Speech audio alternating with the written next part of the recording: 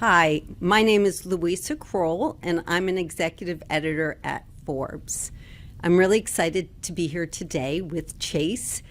He is my longtime colleague, but he is the person that's in charge of the entire Forbes 400 list. Congratulations, Chase. Today is launch day, and I know that's always a huge deal. Believe it or not, we've been doing this list since 1982, so that makes it the 43rd year. So Chase, tell me what folks should know about this year's list. Yeah, so it is just a monster year for the richest people in America. Markets are surging. There's a lot of enthusiasm for AI, and honestly, pretty much any publicly traded company is sort of up these days. And with stock markets so high, billionaires are really, really doing very well. So the Forbes 400 is richer than ever. They're worth $5.4 trillion in total, which is almost a trillion dollars more than a year ago. And the cutoff to make the list is higher than it's ever been. So it's $3.3 billion dollars. Okay, so it's 3.3 billion. What was it last year? It was 2.9 billion last year, which tied the previous record. And basically, the Forbes 400 is just smashed right through that. It's $400 million more now it takes just to be among the 400. Wow, that's crazy. I don't want to put you on the spot, but do you remember what the cutoff was the very first time we published the list? Yeah, all the way back in 1982, when we did the first Forbes 400 list, it took $100 million to make the 400, which is equivalent to about $320 million today. So wow, billionaires have, they've very much outpaced inflation over the past 4 decades. Wow, that's interesting. And when was the first time that we had all billionaires on the Forbes 400? It was 2006. So it took from 1982 to 2006 for the cutoff to hit a billion. And, we've more than tripled that now just in less than a couple decades. Okay, now before we get to the list highlights, so how many billionaires don't make the cut?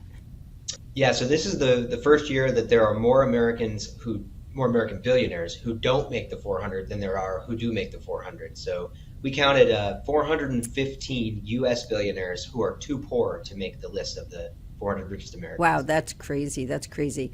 All right, well, let's start at the top. Who's number one? Number one this year is Elon Musk. He's poorer than he was last year. He actually lost $7 billion in net worth over the past 12 months.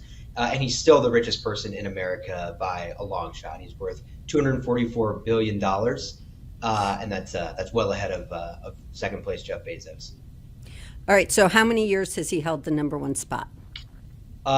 This is Musk's third year in the number one spot on the 400 list, and he's also the richest person in the world. So his lead is definitely tightening.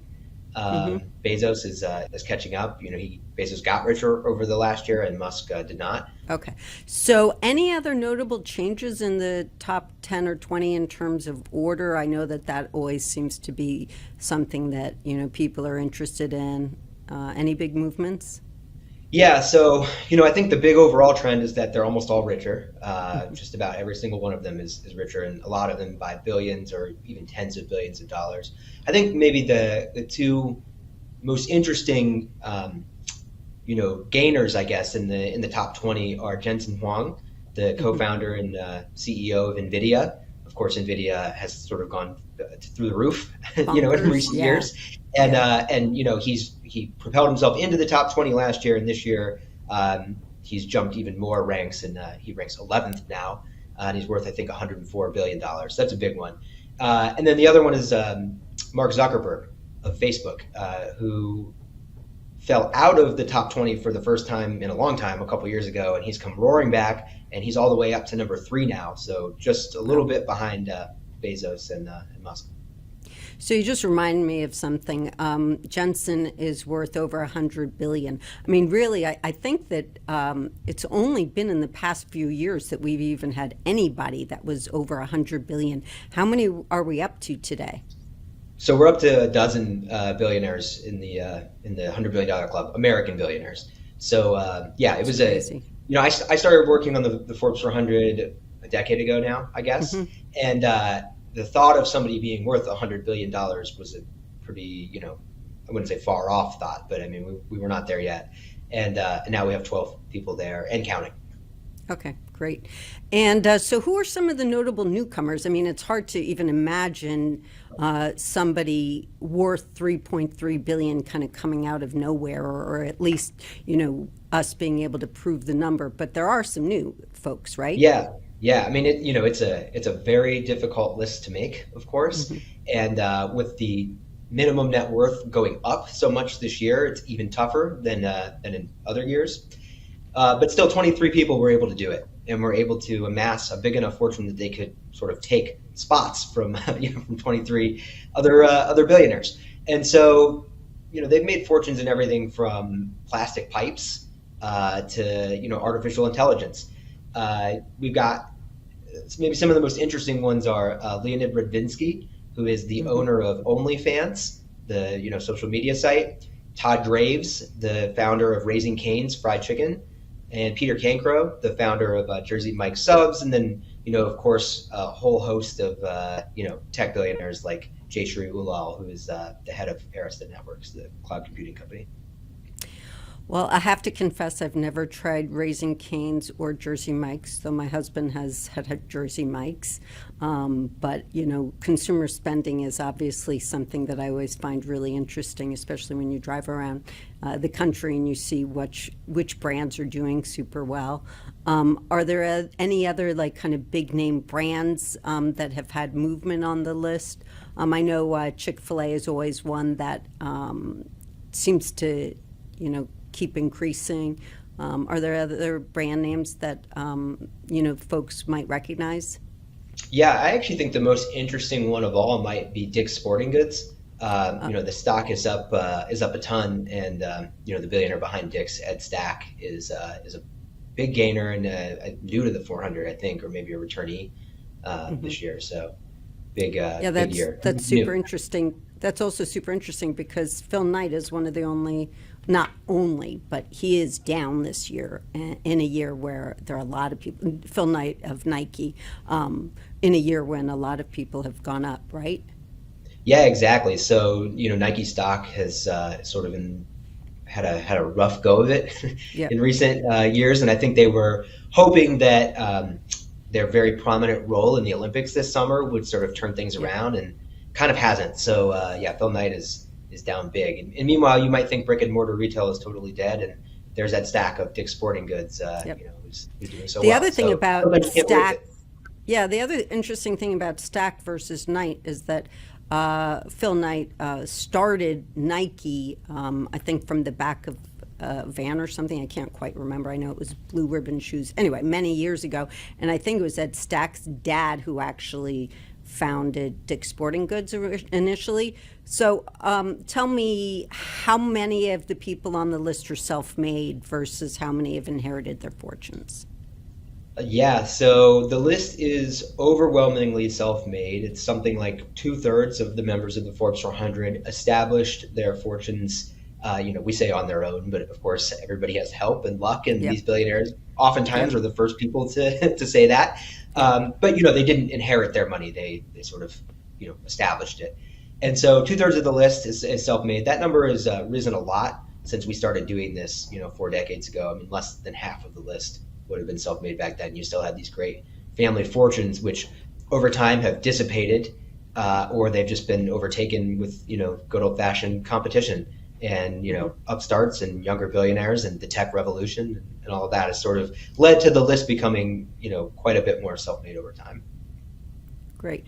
All right, I want to quickly hit on one of my favorite topics, or maybe that's the wrong term, but let's talk about the women on the list, which has actually been something that has, pained me a lot over the years. But where are we now? How many women have actually made the cut?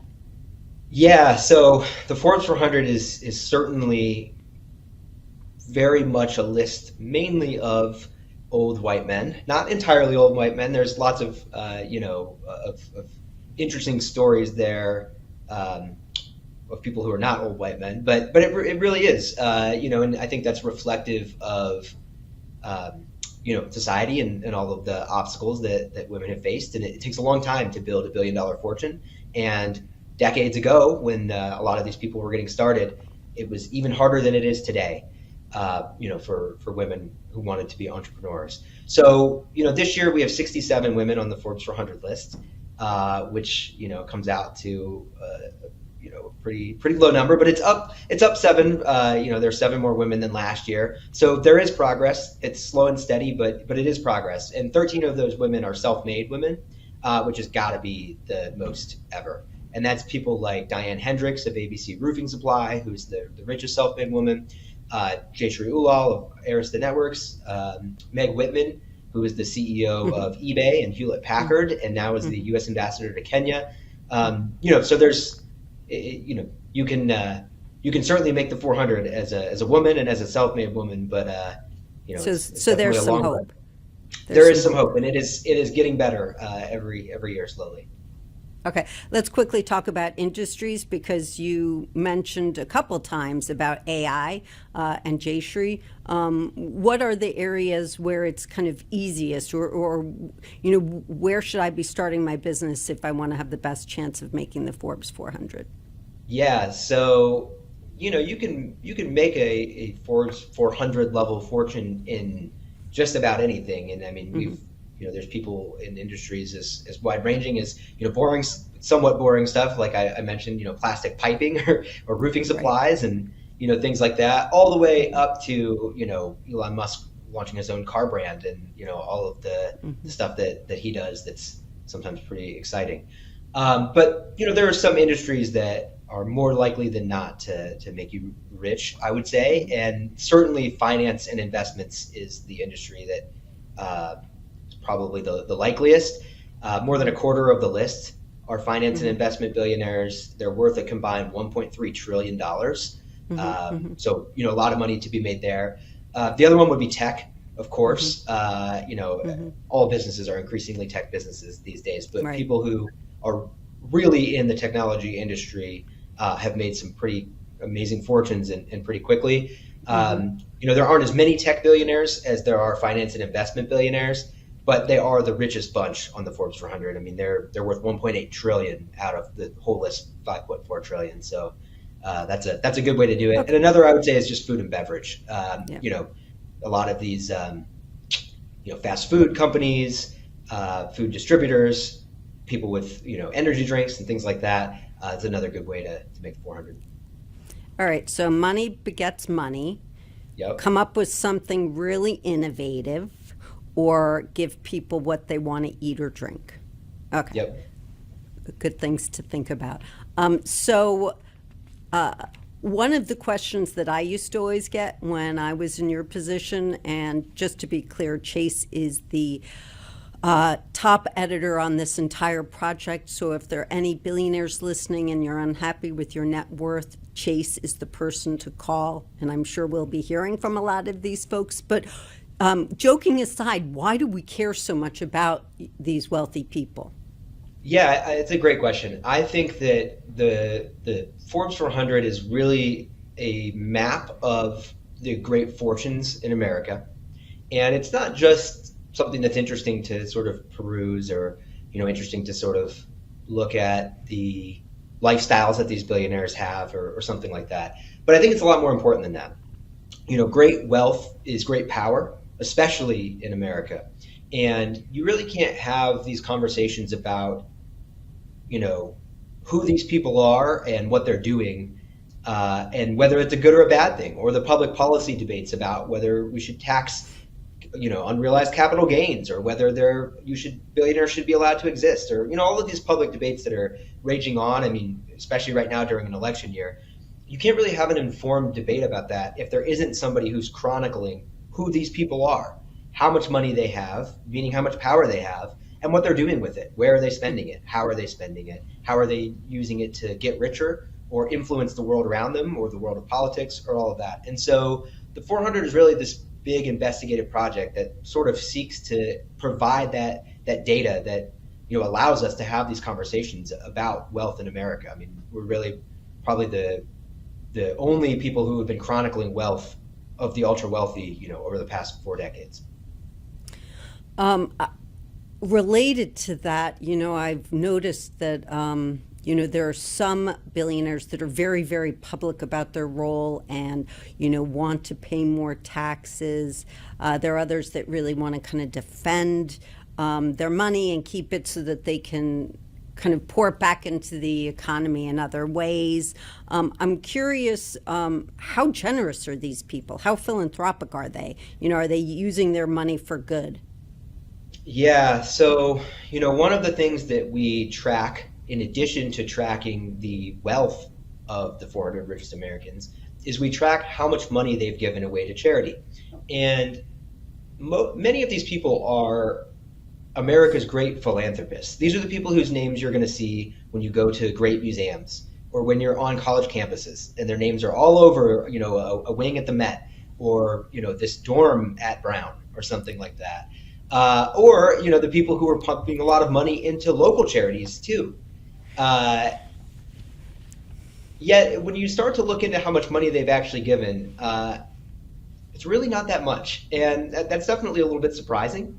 But we counted up something like $287 billion that we could find in charitable giving that has actually gone to those in need from the 400 richest people in America. And don't get me wrong, $287 billion is a lot of money. But it's also equivalent to something like 5% of the Forbes 400's total wealth. So it's not that much money. And, a third of the list has given away less than 1% of their fortune over their lifetimes. And only 10 people on the Forbes 400 have even given away 20% of their fortune. Wow, that's crazy. Yeah, and that's, Buffett and George Soros and Mackenzie Scott and, some of the people who everybody knows are, the sort of greatest living philanthropists. Yeah. Yeah. All right. So one person we have not talked about, but is probably on a lot of people's minds, is Donald Trump. Now, he did not make the list last year. Does he make it this year? Yes. So Trump fell off the 400 twice in the past 3 years, and he fell off in the early 90s during his sort of first run of bankruptcy. Yeah, many. But Donald Trump is back on the Forbes 400 this year. The main reason for that is Truth Social. He took Trump Media and Technology Group, the parent company of Truth Social, public via a SPAC merger earlier this year in March. And the shares rose substantially when he took it public. And even though they've fallen something, like 30, more than that, actually, they've fallen quite a bit since then, he's still up by enough to make the cut for the 400. So last year he was worth something like $2.6 billion. This year we have him at $4.3 billion. Which is $1 billion above the cutoff for the Forbes 400 list. Although since we've locked in the Forbes 400 list and gone to press with it, the shares of True Social have slid and continue to slide, and we have them down in the $3 billion range now, high threes. So remind me, when do we lock in prices? Because again, this is a snapshot of wealth on one particular day when we kind of freeze everything. For people that want to see, kind of movements, we have a real-time tracker that's on our website, but this list is once a year, 1 day a year. What day is it? Yeah, exactly. So this year's list is as of September 1st, 2024. Okay. And that's just, print deadline, sending a list to a magazine printer. We have to pick a day that we sort of take that snapshot and say, okay, here's what everybody was worth on this one day. And so that was September 1st this year. Okay, great. So who dropped it off? Who made it last year? Who was squeezed out by these new faces? Yeah, so 30 people fell off the list. A couple of the most notable ones, I think, are Vince McMahon, the billionaire behind WWE. He's facing allegations of sexual assault that he has denied. There's reportedly a Department of Justice probe looking into it. In January, he stepped down as the head of TKO Group, which is the company that WWE was merged into, and he said he was selling all of his shares. So he fell off the Forbes 400 list. Another interesting one, I think, is Rodney Sachs. So we were talking about how great food and beverage is. That's Monster, right? Yeah, Monster energy drink. It's because it's so much competition. My daughter comes home with a new one every week. We're actually running out of time, so I have two quick questions I wanted to ask you. One is, how many people help you on this list, and how difficult is it to put this list together? Sure, it is a very difficult list to put together, and it takes a couple of villages, I would say. So we have, dozens of reporters. The Wealth team is incredible. It is probably the biggest investigative project that is done in business journalism on an annual basis, and we've got a group of a couple dozen people who have been working on it for a very long time and are very good at sort of digging into finding the money that billionaires don't want you to find. And then, so who are some of the people that you think will be on next year's list, if you had to guess, or in the next few years? Who are you watching? Yeah, so always hard to predict the future, but we love to try. I think that anything that has AI attached to it right now is going through the moon, and so we'll see if that continues or if that starts to cool off. But Alexander Wang of Scale AI, keeps raising money at big valuations. He's super young and totally could make the 400 one day. And similarly, I think Palmer Luckey, sort of this wonderkin billionaire who sold Oculus VR to Facebook a long time ago now, and has a new startup called Enduro that is a defense contractor that keeps raising money. And I think the most interesting person is Taylor Swift, who's pretty far from the Forbes 400 cut right now. She's worth 1.3 billion, but she's just wrapped up or is wrapping up her Eras tour. She's maybe working on a new album. There will be more music to come. There will be more touring to come. And if anybody can make 3.3 all she billion, has to do is create a new beverage, and that plus her music, and she'll be there.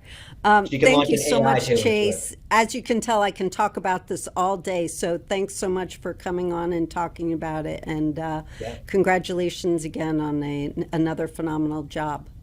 Yeah, thanks a lot. Thanks for having me.